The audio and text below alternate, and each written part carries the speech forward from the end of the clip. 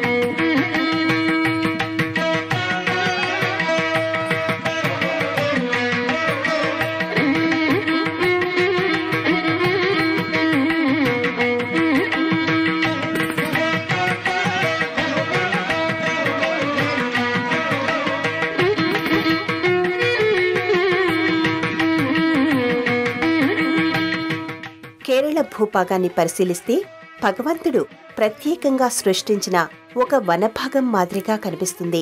ఎటు చూసినా పచ్చని కొండలు, జలపాతాలు, సెలయేళ్లు, పొలాలు, తోటలు, ఇలా ఈ ప్రాంతమంతా ఒక వనం మధ్యలో ఉందేమో అనే భావన కలుగుతూ ఉంటుంది. అందువల్లనే దీనిని దేవభూమిగా భావిస్తూ ఉంటారు. ఇక్కడి ప్రతి ప్రదేశం ప్రకృతిమాత సన్నిధి మాదిరిగానే అనిపిస్తూ ఉంటుంది. అందమైన కేరళను అక్కున చేర్చుకుని చూస్తే ఇక్కడి చరిత్ర, సంస్కృతి, ఆధ్యాత్మికత ప్రకృతితో బలంగా ముడిపడి కనిపిస్తాయి. ఈ ప్రాంతంలో ఎంత దూరం ప్రయాణించినా పచ్చదనం నుంచి తప్పించుకోలేము. ఆ పచ్చదనం ఒడిలో ఆధ్యాత్మిక పరిమళాలను వెదజల్లే ఆలయ శిఖరాలు మనకి మరింత ఆనందానుభూతులను అందిస్తూ ఉంటాయి.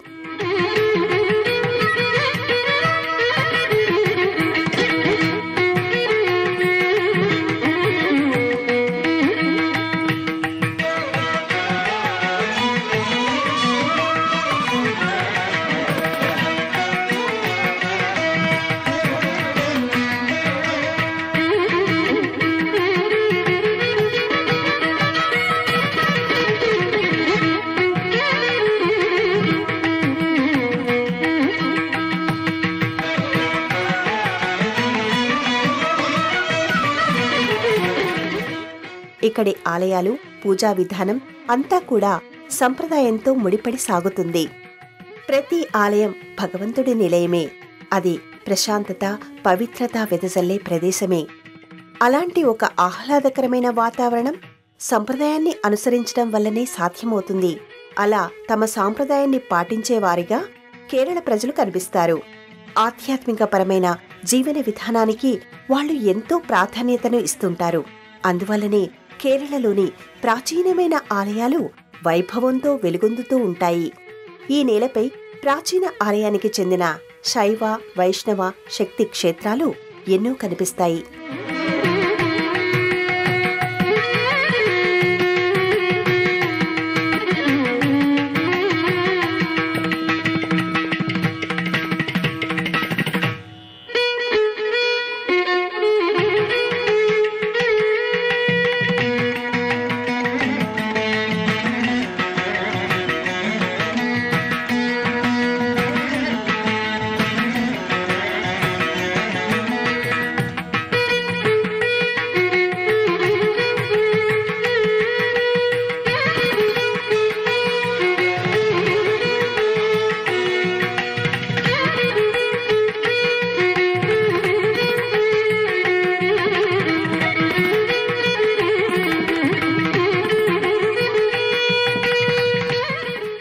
ఒకప్పుడు అడవులలో నివసించిన కొండజాతి ప్రజల విశ్వాసానికి ప్రతీకగా నిలిచిన మందిరాలు కూడా తారసపడతాయి. తమకి అవసరమైన ఆహారాన్ని అందించే ప్రకృతి మాతను వారు వనదుర్గగా పూజించారు. తమ పద్ధతులకు అనుగుణంగా ఆ తల్లిని సేవించారు. అలనాటి విశ్వాసానికి ప్రతీకగా కనిపించే పుణ్యస్థలమే శ్రీ వనదుర్గా పరమేశ్వరి ఆలయం.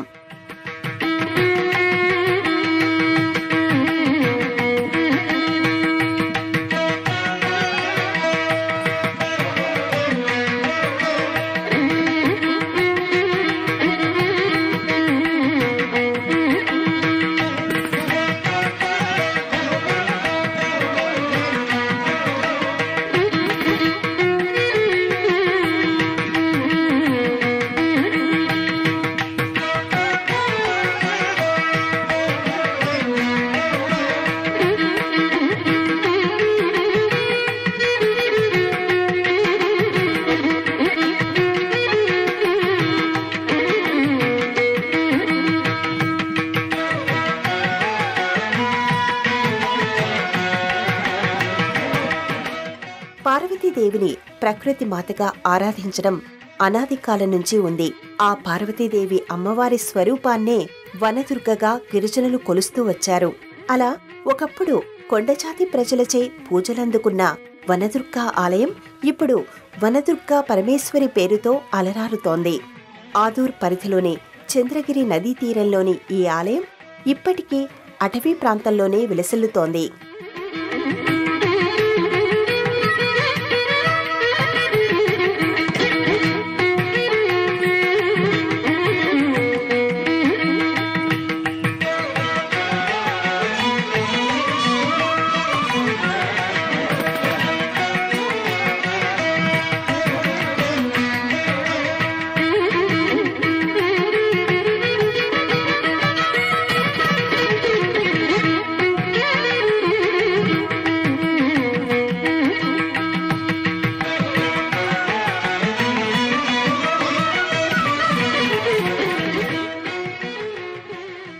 కాసర్గఢ్ను విజయనగర రాజులు ఆక్రమించే సమయానికి నీలేశ్వరం ప్రాంతాన్ని రాజధానిగా చేసుకుని కోలాతిరి రాజా పరిపాలిస్తూ వచ్చాడు.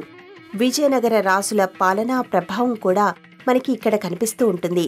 7 భాషల వారు నివసించే ఈ జిల్లా మీదుగా 9 నదులు ప్రవహిస్తూ ఉంటాయి. అలాంటి ఈ జిల్లా పరిధిలోని ఆదూర్లోనూ ప్రాచీన కాలం నాటి ఆలయాలు చాలానే కనిపిస్తాయి. సువిశాలమైన ప్రదేశంలో కేరళ శైలి నిర్మాణాలుగా ఇక్కడి మందిరాలు కనిపిస్తాయి.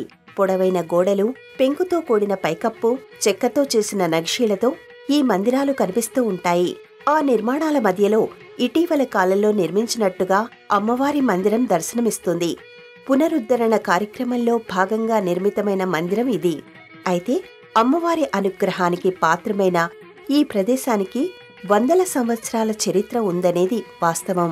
చుట్టూ కొండల వరుసలు, మహావృక్షాలు, వాటి మాటున తాము కూడా ఉన్నామని చెప్పడం కోసం పరిగెత్తుకు వచ్చే పిల్ల కాలువలు ఇక్కడి ఆధ్యాత్మిక వాతావరణానికి మరింత అందాన్ని తీసుకొస్తాయి. మరిన్ని అనుభూతులను మోసుకొస్తాయి. ఇక్కడి పరిసరాలను గమనిస్తే అడవంతా కలిసే ఈ ఆలయాన్ని నిర్మించుకుందేమో అనే భావన కలగకుండా ఉండదు. కన్నతల్లి ఒడి ఎంతటి ప్రేమను పంచుతుందో కనుల ముందు నిలిచిన ఈ తల్లి గుడి కూడా అంతే అనుగ్రహాన్ని పంచుతుంది.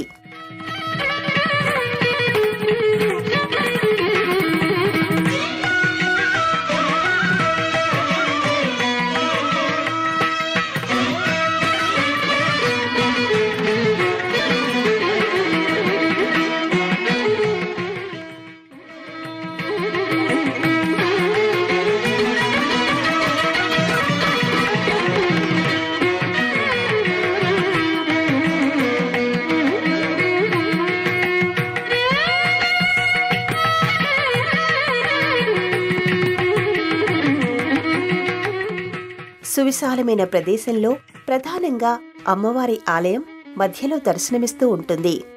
ఆలయానికి కాస్త దూరంగా ప్రాకార మంటపాల స్థానంలో కేరళ శైలి నిర్మాణాలు కనిపిస్తాయి. విశాలమైన వసారాలతో, అరుగులతో కూడిన ఈ నిర్మాణాలు చూస్తే చల్లదనమే ఇక్కడ సేద తీరుతుందేమో అనే భావన కలుగుతుంది. అమ్మవారి సన్నిధిలో ఇలాంటి ఒక అనుభవం, అనుభూతి కలగడం సహజమే కదా అనిపిస్తుంది.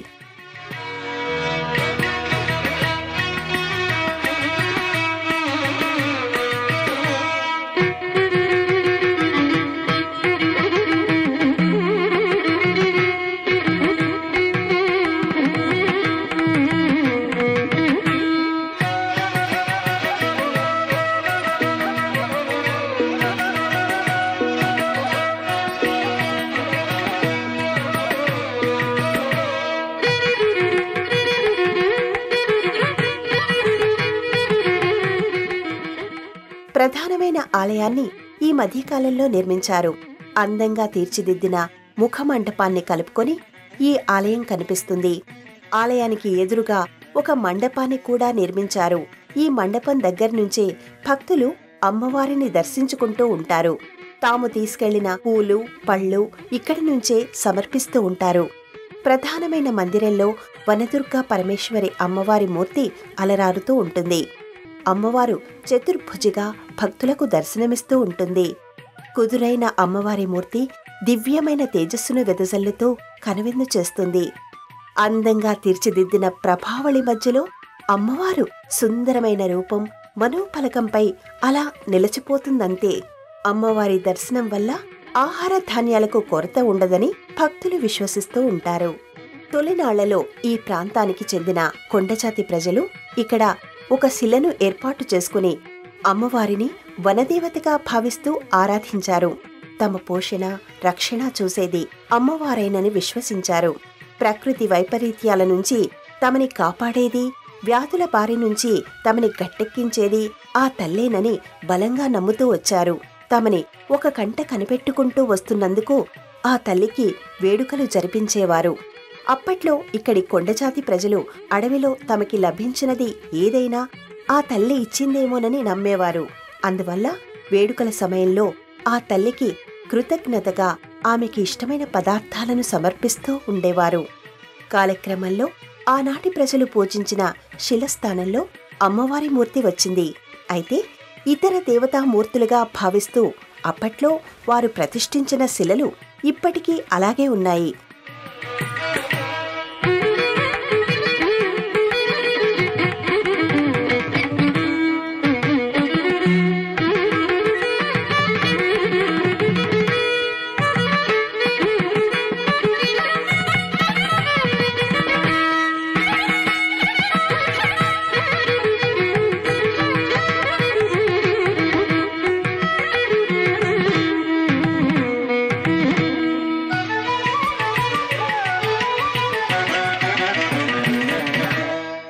దుర్గా అంటే దుర్గతులను నశింపచేసేది అని అర్థం. అలాంటి దుర్గాదేవి వివిధ రకాల ఆయుధాలను ధరించి సింహవాహిని అయి దర్శనమిస్తుంది. అసుర సంహారం కోసం ధరించిన అవతారం కావడం వల్ల ఆ తల్లి రౌద్ర రూపంలో ఉంటుంది. కాని ఇక్కడి అమ్మవారు వనదుర్గా పరమేశ్వరిగా పిలువబడుతున్నప్పటికీ ప్రసన్నమైన వదనంతో సమ్మోహితులను చేసే రూపంతో దర్శనమిస్తూ ఉంటుంది.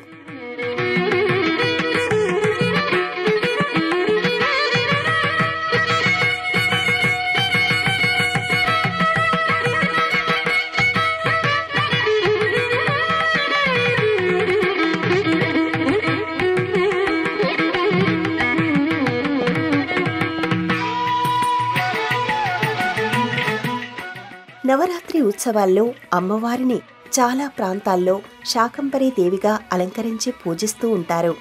అందుకు కారణం లేకపోలేదు. ఒకానొక సమయంలో విపరీతమైన కరువు కాటకాలతో ప్రజలు అవస్థలు పడుతుండేవారు. ఆకలి దప్పులతో అల్లాడిపోతుంటారు. అలాంటి పరిస్థితుల్లో అమ్మవారు కరిగిపోయి సమస్తమైన ప్రకృతిని చివురింపచేస్తూ తక్షణమే ఆకలి దప్పులు తీరుస్తుంది. అందువల్లనే అమ్మవారిని వివిధ రకాల పళ్ళు, కూరగాయలతో శాకంబరిగా అలంకరించి పూజిస్తూ ఉంటారు. ఆ తల్లికి కృతజ్ఞతలు తెలుపుకుంటారు. కరువు కాటకాలు తమ దరిదాపుల్లోకి రాకుండా చూడవలసిందిగా కోరుతుంటారు. ఇలాంటి ఒక కథని ఇక్కడ కూడా వినిపిస్తూ ఉంటుంది. అందువల్లనే విశేషమైన పర్వదినాల్లో కాస్త ఎక్కువ సందడి కనిపిస్తుంది.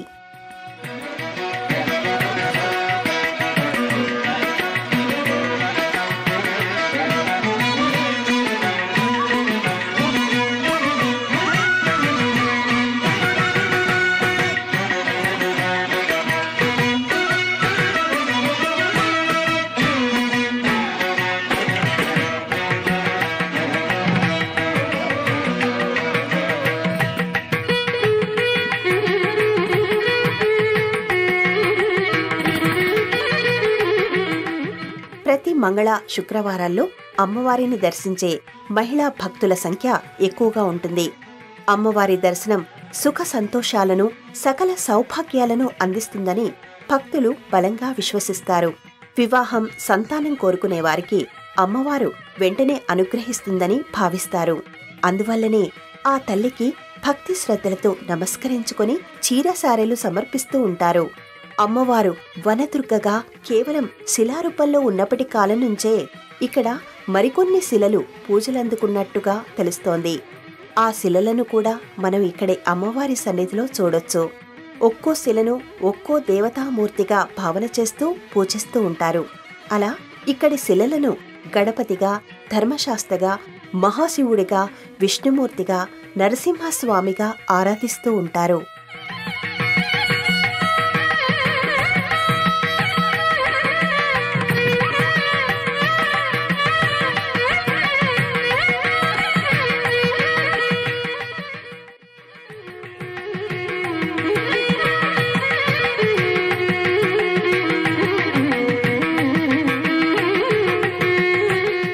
వనదుర్గా పరమేశ్వరి సన్నిధిలోనే మనకి మహాశివుడి పేరుతో ఒక శిల కనిపిస్తుంది.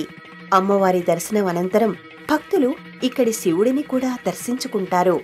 అమ్మవారి మందిరానికి సంబంధించిన ప్రదక్షిణా మార్గంలోనూ మనకి శివలింగాలు కనిపిస్తూ ఉంటాయి. శివుడితో పాటు శిలారూపాల్లోని ఇతర దేవీ దేవతలకు భక్తులు నమస్కరించుకుంటారు. ఆ దేవీ దేవతలకు సంబంధించిన పర్వదినాలను కూడా ఇక్కడ జరుపుతారు. ఇక్కడ ఈ ఆలయాన్ని ఎవరు నిర్మించారు, ఎవరు నిర్వహిస్తున్నారు అనే ఒక సందేహం మనకి తప్పకుండా కలుగుతుంది. అందుకు సమాధానంగా మనకి వినిపించే పేరే ఎడ్నేర్ మఠం. ఆదిశంకరుల వారి 4 ప్రధానమైన శిష్యుల్లో తోటకాచార్యుల వారు ఒకరు. ఆ తోటకాచార్యుల వారి పరంపరగా కొనసాగుతున్నదే ఈ మఠం. వారి ఆధ్వర్యంలోనే ఈ మందిర నిర్వహణ కొనసాగుతూ ఉంటుంది.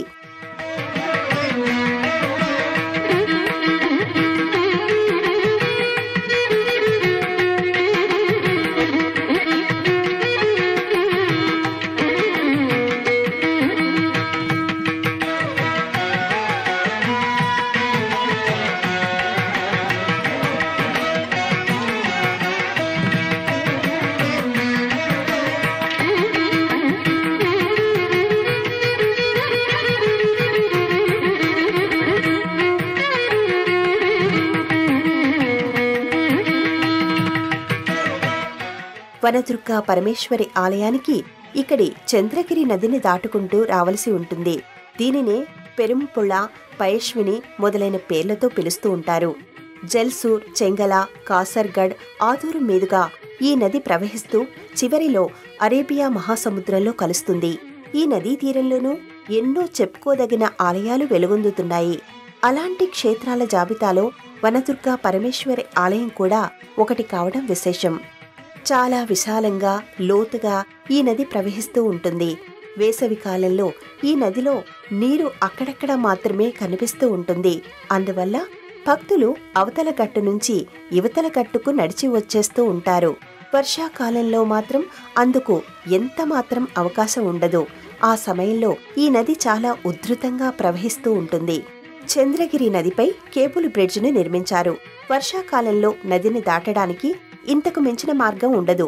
ఆ చివరి నుంచి ఈ చివరికి ఏర్పాటు చేసిన కేబుల్ బ్రిడ్జ్ ఒక ప్రత్యేక ఆకర్షణగా నిలుస్తుందనే చెప్పాలి. ఈ నదిపై గల బ్రిడ్జ్ మీదుగా భక్తులు ఆలయానికి చేరుకుంటూ ఉంటారు.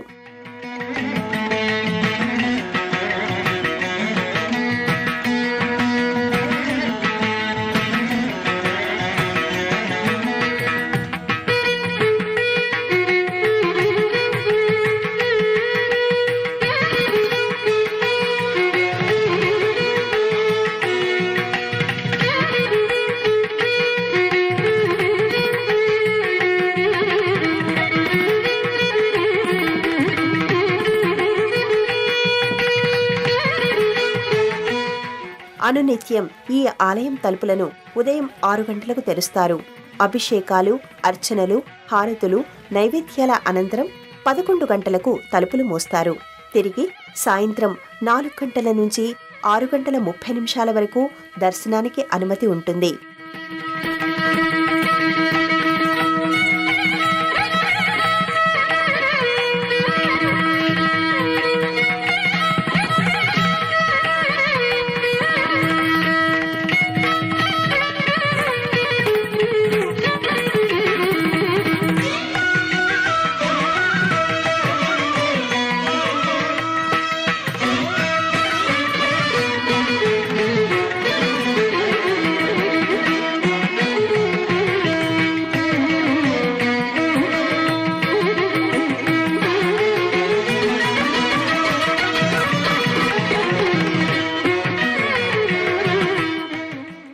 నీటితో ముడిపడిన ప్రదేశం.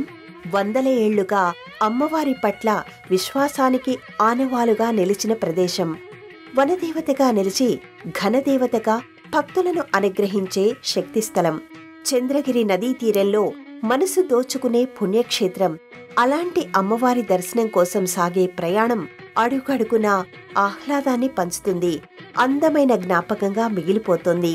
దేశంలోని అన్ని ప్రధానమైన నగరాల నుంచి మంగళూరుకి రోడ్డు, రైలు, వాయు మార్గాలు ఉన్నాయి. అక్కడి నుంచి 50 కిలోమీటర్ల దూరంలో ఉన్న కాసర్గఢ్కి బస్సు సౌకర్యం ఉంది.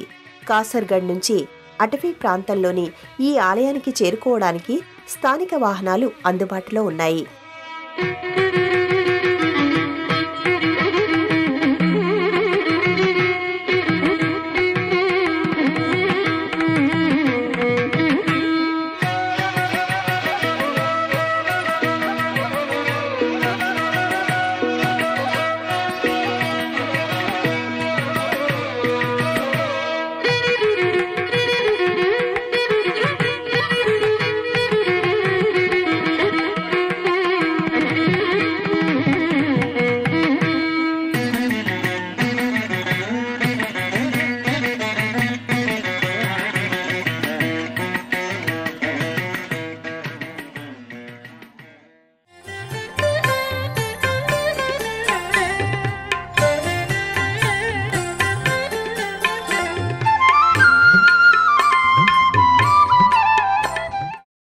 ఈ కార్యక్రమాన్ని తిరిగి చూడాలనుకుంటే www.youtube.com/@ETV Life Spiritual లో చూడవచ్చు.